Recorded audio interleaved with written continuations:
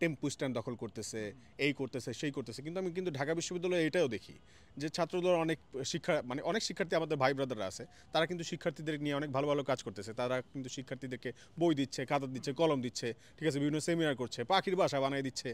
তারপর হচ্ছে দেখা গেছে যে বিভিন্ন শিক্ষার্থীর প্রবলেমস হলে তারা কিন্তু সেই বিষয় নিয়ে অ্যাডভোকেসি করতেছে। যারা হচ্ছে কি গুপ্ত, তারা তো গুপ্তই। তারা কি করছে? তারা কি ক্যাম্পাসে হচ্ছে কোনোভাবে হচ্ছে মিছিল মিটিং করতেছে? কই করতেছে না তো। গুপ্তরা তো গুপ্তই থাকছে। গুপ্ত মানে ক্যাম্পাসে মিছিল মিটিং করলে তো আমরা দেখেই ফেলতাম, বলে ফেলতাম যে আপনি কেন মিছিল মিটিং করতেছেন। হ্যাঁ, তো এখন গুপ্ত বলেন আপনারা কোনটা কিটা আসলে জানি না। এখন আমি যেটা দেখি আর কি, সাধারণত যারা হচ্ছে ওপেন হয়েছে, শিবিরের অনেক নেতা কর্মীরা তো তারা ওপেন হয়েছে এবং তারা হচ্ছে জানান দিচ্ছে যে আমরা শিবিরের কর্মী, আমরা শিবিরের নেতৃত্ব আমরা ধারণ করেছি এবং আমরা হচ্ছে ওইভাবেই ডিরেকশনটা দিচ্ছি। তো তারা তো ওপেন আছে, তারা তো তাদের মতো রাজনীতি করছে, তারা তাদের মতো হচ্ছে গিয়ে বিভিন্ন প্রোগ্রাম করছে, বিভিন্ন সভা সেমিনার করছে, বিভিন্ন রকম প্রোগ্রাম মানে সেমিনার টেমিনার আয়োজন করে সেখানে সবাইকে দেখি ইনভাইটও করছে। তো তারা তো তাদের মতো করছে, গুপ্ত কই আমি তো দেখি না।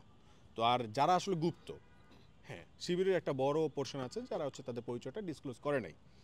তো তারা কি আসলে ক্যাম্পাসের শিক্ষার্থীদেরকে মানে মিছিল মিটিংয়ে নিয়ে যাচ্ছে কিনা, আমার কনসার্নের বিষয় হচ্ছে এটা। তারা কি জোর করে হচ্ছে কি কোনো শিক্ষার্থীকে মিছিলে নিচ্ছে কিনা, তারা কোনো শিক্ষার্থীকে তারা হলে নির্যাতন করছে কিনা, কোনো শিক্ষার্থীকে গেস্ট রুমে হচ্ছে আটকাইতেছে কিনা বা গেস্ট রুমে নির্যাতন করছে কিনা, আমার দেখার বিষয় হচ্ছে এটা।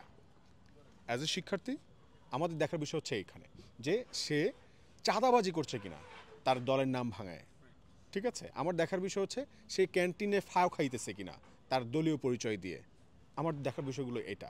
সে যদি হচ্ছে তার রাজনৈতিক পরিচয় দিয়ে এই সকল অপকর্মগুলো না করে, হ্যাঁ, সে যদি হচ্ছে তার প্রত্যেকটা মানুষের কোনো না কোনোভাবে একটা বিষয় পছন্দ, সে যদি সেটা মনের মধ্যে রাখে তো রাখুক না, সেও বাইরে হচ্ছে এটা সেটা ইনফ্লুয়েন্স না করলে হয়েছে।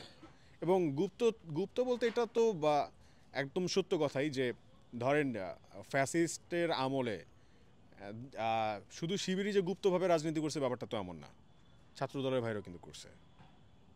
অনেক হচ্ছে গিয়ে যারা এখন কমিউনিস্ট আপনারা দেখছেন, ঠিক আছে, পার্টিগুলো করছে, ছাত্রীন অনেক ভাইয়েরা বন্ধুরা, আমি নিজে চিনি ওনাদেরকে, আমরা একসাথেই হলে থেকেছি, তারা কিন্তু হচ্ছে এরকম নিজেদের পরিচয় লুকিয়ে হলে থেকেছে।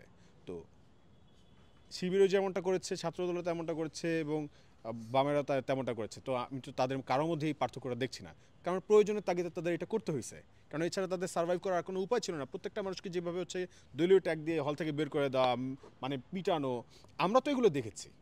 আমরা তো দেখেছি কী সেই বড় বড় নির্যাতন ছিল, কীভাবে কৌশল করে তাদেরকে টিকে থাকতে হয়েছে। সো এটা তো আমি কাইন্ড অফ দেখা যায় যে পজিটিভলি দেখি যে না, ঠিক আছে, নিজেদের প্রয়োজনের স্বার্থে সে যদি অন্য কারো ক্ষতি না করে সে করুক না, আমার কোনো আপত্তি নাই, আমাদের কারোই কোনো আপত্তি নেই। হ্যাঁ, সে যদি হচ্ছে কি মনে করেন আদর্শিক দাওয়াতটা দেয় যে এটা আমার আদর্শ, আমার আদর্শ যদি ভালো নাকি মন্দ তুমি নিজে যাচাই করো, তুমি হচ্ছে কি আমার আদর্শ যদি তুমি ভালো লাগে তুমি অ্যাকসেপ্ট করো, যদি ভালো না লাগে ডিনাই করো, ঠিক আছে, সেটা এটা এটা তো রাইট, এটা সে করতে পারে। এখন যদি হচ্ছে শিবিরকে আপনি কথা বলতেছেন যে ওরা ওদের আদর্শের দাও মানে গুপ্তভাবে আদর্শের দাওয়াত দিচ্ছে, যদি ছাত্রদলের আদর্শ থাকে তাহলে ছাত্রদল দাওয়াত দিক না, ক্ষতি নেই তো।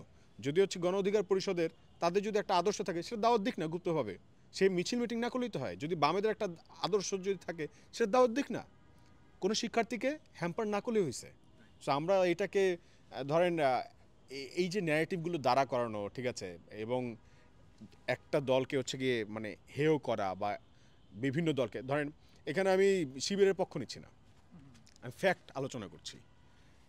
কেন করছি, ধরেন ছাত্রদল যদি এখন এই মুহূর্তে যে ন্যারেটিভটা ছাত্রদলের বিরুদ্ধে দাঁড়া করা হইতেছে, হ্যাঁ, যেমন ধরেন টেম্পু স্ট্যান্ড দখল করতেছে, এই করতেছে, সেই করতেছে, কিন্তু আমি কিন্তু ঢাকা বিশ্ববিদ্যালয়ে এটাও দেখি যে ছাত্রদল অনেক শিক্ষার্থী আমাদের ভাই ব্রাদাররা আছে, তারা কিন্তু শিক্ষার্থীদের নিয়ে অনেক ভালো ভালো কাজ করতেছে, তারা কিন্তু শিক্ষার্থীদেরকে বই দিচ্ছে, খাতা দিচ্ছে, কলম দিচ্ছে, ঠিক আছে, বিভিন্ন সেমিনার করছে, পাখির বাসা বানিয়ে দিচ্ছে। তারপর হচ্ছে দেখা গেছে যে বিভিন্ন শিক্ষার্থীর প্রবলেমস হলে তারা কিন্তু সেই বিষয় নিয়ে অ্যাডভোকেসি করতেছে, কোথাও শিক্ষার্থীরা বিপদে পড়লে সেখানে কথা বলতেছে। তো এইগুলোও কিন্তু পজিটিভ। এই বিষয়গুলো যদি আমরা না বলি, এই যে অভ্যুত্থানের পরে একটা যে চেঞ্জ আসছে সেই চেঞ্জের মাধ্যমে ছাত্র শিবির বলেন, ছাত্র দল বলেন, তারপর হচ্ছে গিয়ে বামডান যাই বলেন আপনি, ঠিক আছে, এই যে রাজনৈতিক একটা চর্চা, রাজনৈতিক চর্চার মাধ্যমে মানুষ যে নিজেদেরকে পরিচিত করানোর জন্য পজিটিভ কাজ করছে, এটাও তো আমাদেরকে বলতে হবে। শুধু যে মানে টেম্পু স্ট্যান্ড দখল করতেছে, ঢাকা বিশ্ববিদ্যালয়ে তো কোনো টেম্পু স্ট্যান্ডই নাই, তাই আমি আপনার কীভাবে আমি বলবো যে ছাত্রদল, ঢাকা বিশ্ববিদ্যালয়ের ছাত্রদল টেম্পু স্ট্যান্ড দখল করছে? তো আমি এটা বলতে পারতেছি না। সো কেউ যদি কোনো শিক্ষার্থীর ক্ষতি না করে, তাহলে আমি কেন শুধু শুধু তার উপরে দায় চাপাবো বা কেন তার উপরে দোষ দিব বা ব্লেম করব? এই গণ অভ্যুত্থানের মধ্যে কিন্তু প্রত্যেকের হচ্ছে কন্ট্রিবিউশন ছিল।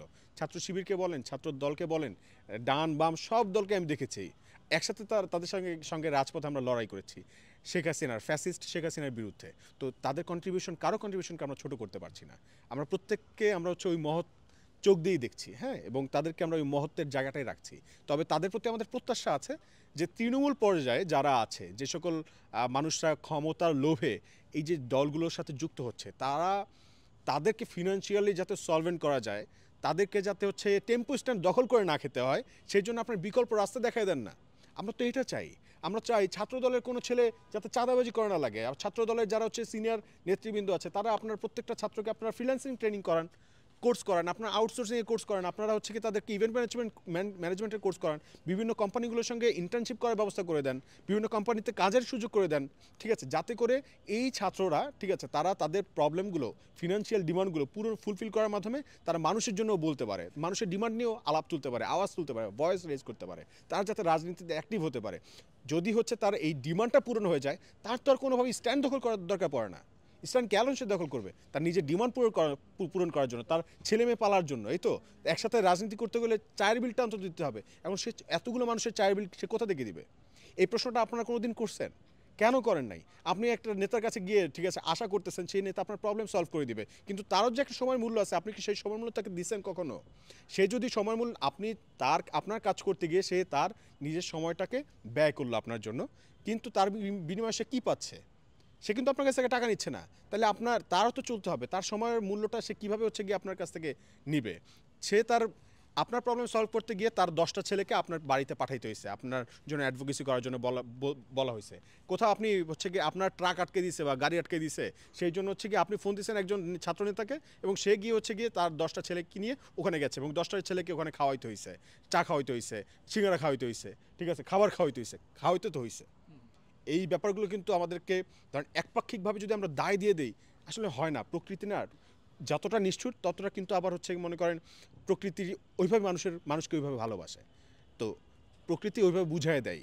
তো আমরা আসলে এটাই চাচ্ছি যে যদি কোনোভাবে আপনার মনে হয় যে ওই মানুষটা আমার নেতা, ওই মানুষটাকে আমি আমার বিপদে আপদে পাশে পাই, আপনি তাকে টেম্পু স্ট্যান্ড যাতে সে দখল না করে, সেই জন্য তাকে আপনি হচ্ছে বিকল্প একটা রাস্তা খুঁজে দেন। তাকে বলেন যে ভাই, এই কাজটা আমার কাছে আছে, একটা কাজ ধরাই দেন, তাকে ফ্রিল্যান্সিংটা শিখাই দেন।